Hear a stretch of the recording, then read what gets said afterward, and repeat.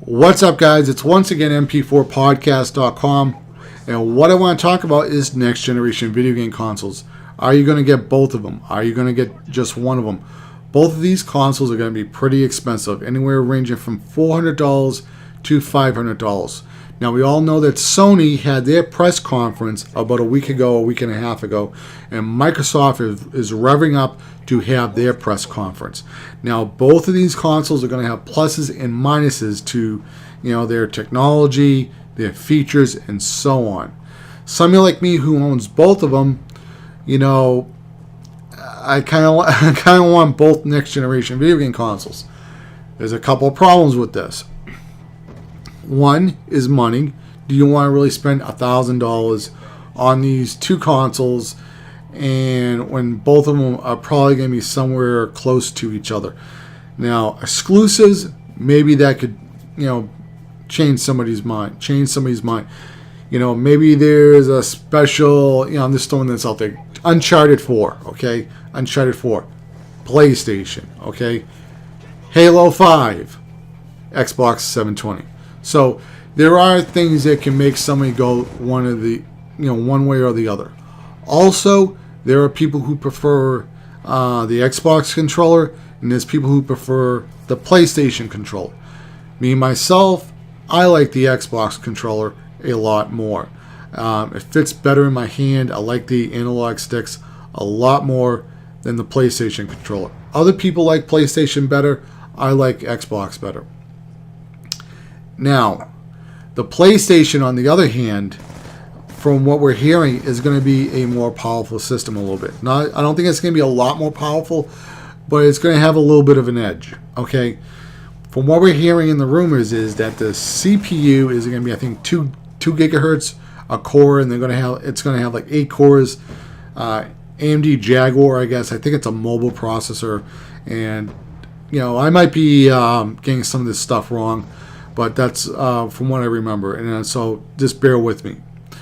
And I think the Xbox 720 is going to have basically the same type of CPU, AMD Jaguar, but it's going to be a 1.6 CPU. And the reason because of this, and this is just what I'm thinking, just my educated guess, is that Microsoft, from what we're hearing, wants to bundle in the Kinect, okay? And the Kinect isn't going to be cheap to build. Okay, they have to put lenses in there. Even though they're cheap lenses, they're not like Nikon's or Canon lenses or anything like that. They still have to buy lenses, still have to build this thing right, and whatever. It's an additional part. So they're going to have to buy cheaper CPUs from AMD so they can offset that cost over to the Kinect. Where PlayStation is, they seem like they're going the route of they're going to be the most powerful system for people that just want to hold like a regular controller in their hand and look at the television set. That's what PlayStation seems to be building. And that's great for somebody like me. And I love the idea that I can upload footage from the PlayStation. But the only thing I don't like about it is through the press conference, they said Ustream, but they didn't say anything about YouTube. So that's kind of a downer if they don't incorporate YouTube somehow. So if YouTube isn't incorporated, that uploading feature, I don't know. I don't really see a big benefit to it. If Ustream maybe gets really successful and that seems like the thing to do, yeah, that can seem like a big plus. But right now, everything seems to be Twitch TV, which used to be Justin TV. That's where all the gamers are going. Twitch is now the new, on live streaming website, which is kind of funny because YouTube's trying to get into that market, but I don't know why YouTube can't, just do it as well as Twitch. Maybe, there's a lot of upgrading to the servers or something like that.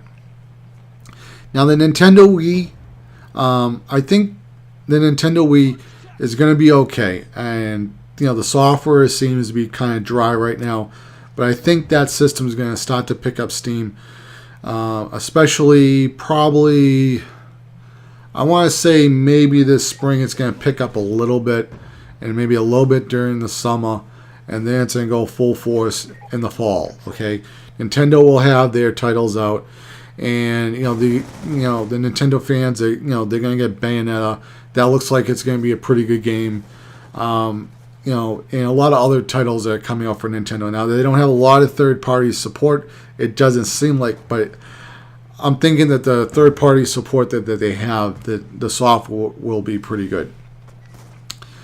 Now, Nintendo went the route where they put the money in the controller, and so a lot of people have said that the CPU in the Wii U, it's not really that good, but Nintendo's saying that they put some of those features into the GPU and so on.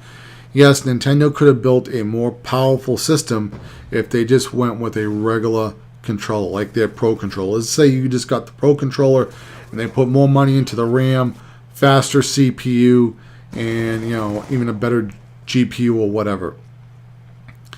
But the thing is, I think what Nintendo wanted to do is have a little bit of a different experience without going too overboard the way Microsoft might be going overboard with that IllumiRoom.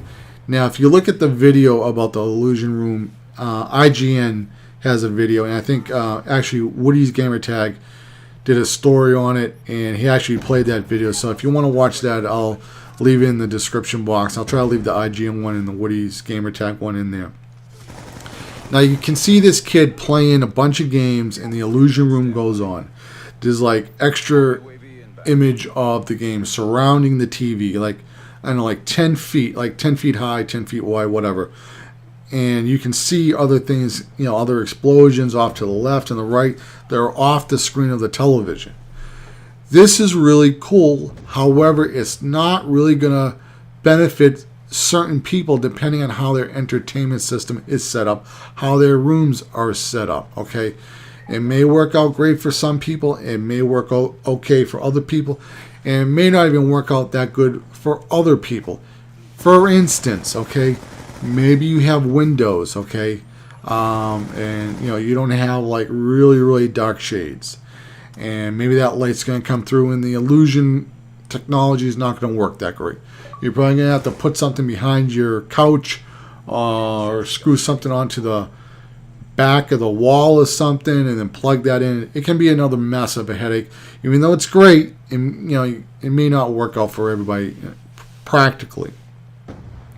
For instance, if I'm looking at my TV set, on the right side, if you just walk by the right side, you go directly into the dining room, okay? There isn't a wall where the right side of the television set, my TV is right there in the archway.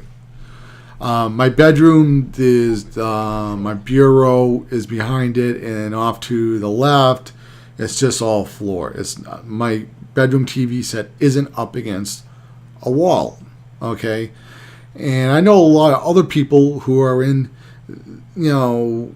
situations that I'm in, where, the illusion technology probably isn't going to be, a thing that they can really set up, even though it looks really cool. So here's the thing. The PS4 seems to be, on paper, more powerful. I like that.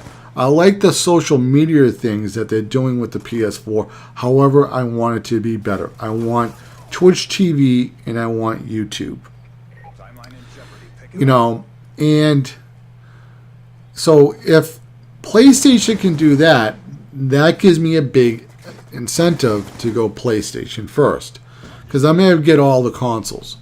Now, the Xbox 720, the main thing they got going for me that I want to keep my money with Microsoft is very simple. I love the Xbox controller. I love the controller. Okay? I like my friends list.